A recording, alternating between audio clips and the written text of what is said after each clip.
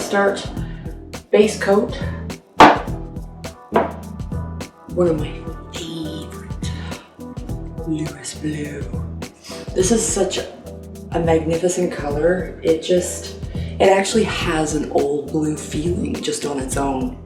So we're gonna start with a base coat of that. Then I'm going to do just a light wash with Paris Grey. And then another light wash with a little bit of French linen. And these two I'm going to use just to add some tones, some different tones. Decoupage is going to be last. And again, I've never done decoupage, so it should be interesting. Sometimes I'm super successful when I've never done something and I give it a go, and sometimes I'm not. So working with glue,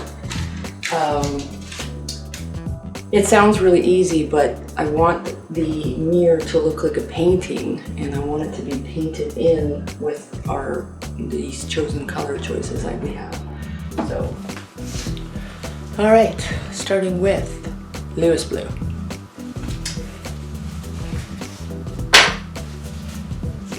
If you haven't used your paint in a while, flip it upside down, let it sit 15-20 minutes, give it a really good shake.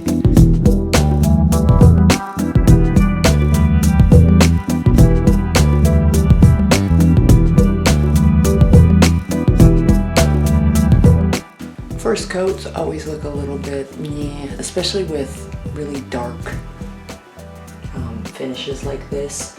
Again, this is not a wood, so it's just gonna look streaky, but that's normal. It's just its first coat. Think of this as kind of like a primer.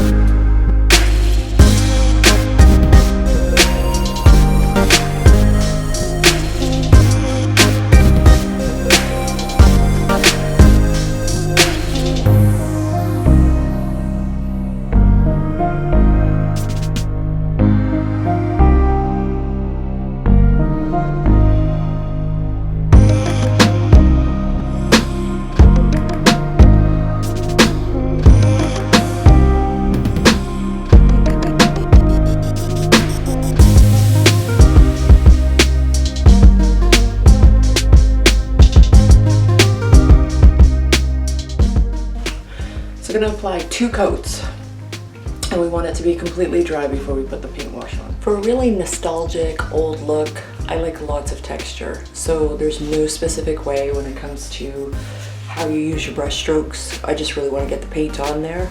The more random, okay, the more it's going to build up. It's going to have high points and low points.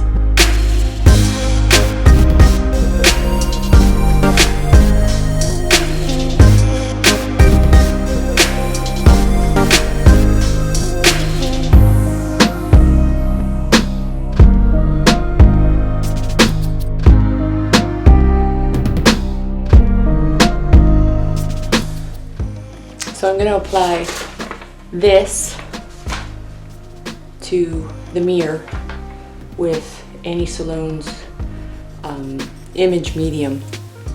According to these instructions, I'm going to put the medium on the surface that I'm going to put my image to.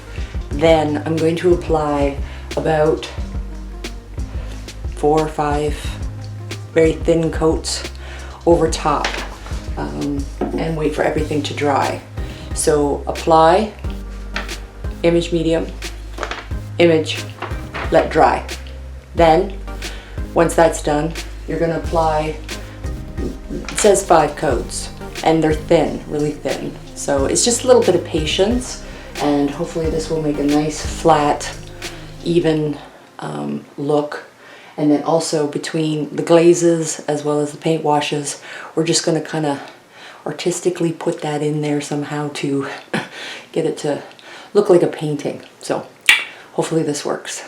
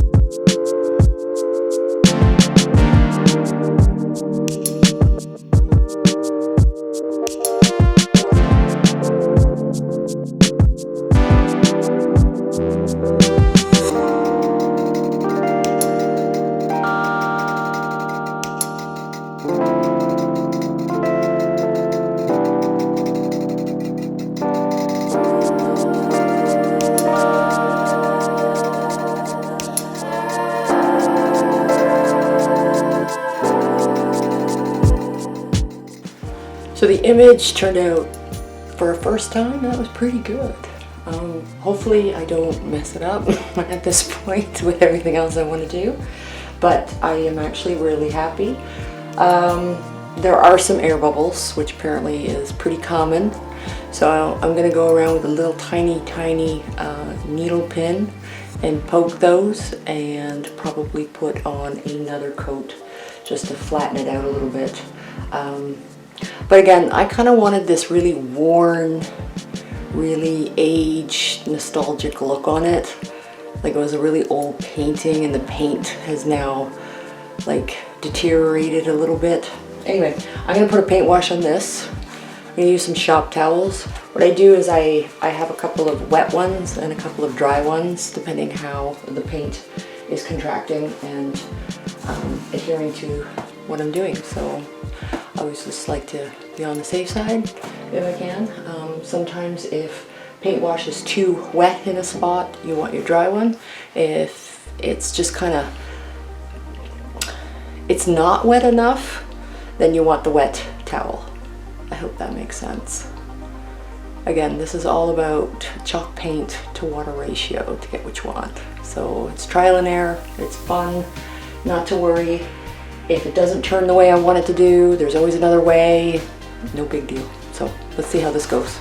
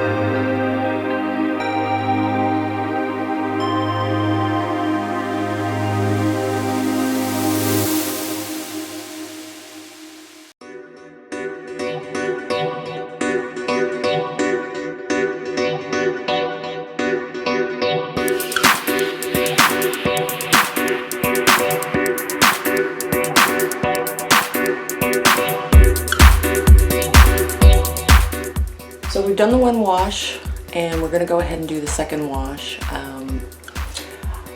What I did is, because our first wash was Paris Grey, I just added a little bit of French linen in the wash I already have made up. And so it's gonna be like this little kind of combo of French linen and Paris Grey as for the second wash.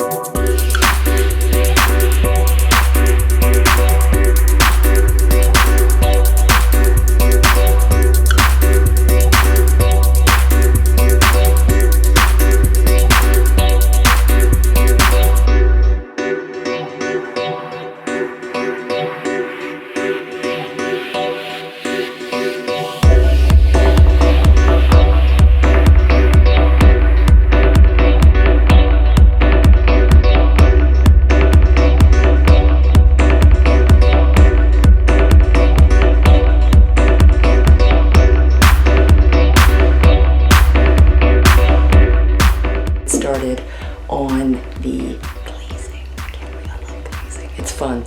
So, and I'm going to sort out what colors I'm going to use, and I'm going to take you guys through that, and then we're going to be done. It's going to look really, really nice.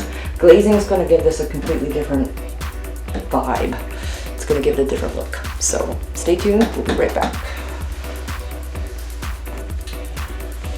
So, what I'm doing here, as the wash is finishing, I'm actually going around with just this little artist brush, and I'm just doing a little tiny bit of dry brushing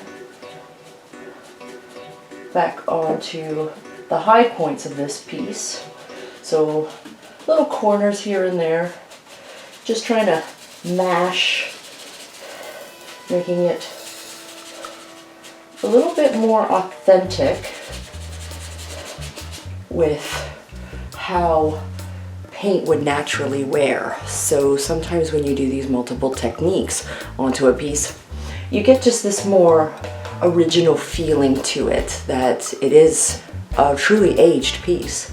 So this is just my preference. I'm just giving you all the little resources of what I'm doing in as much detail as I can. I'm gonna get started with the glazes. Everything is dry, looks good. I have this Artisan Enhancements, and I'm actually thinking about putting a little bit with some Lewis Blue around my decoupage, just so that way it just washes out a little bit of where the paper and mirror meet. I'm just getting a little bit particular with it. I want it to look more authentic. I have the glazes ready. Yum. Glazes are ready. I added a little bit of the water-based finish extender. This is really helpful because glaze does dry really quickly. And if you add clear glaze first, you can manipulate the color glazes as rich as you want or as thin as you want, so always remember to be using the clear glaze with it. And I am going to be using the Van Dyke, which is a brown, the Amber, which is like a brown with a bit of red, like a really darkish red, and then I'm going to use yellow ochre. Yummy. Good. So I'm going to put some, as I go, I'm just going to put some clear glaze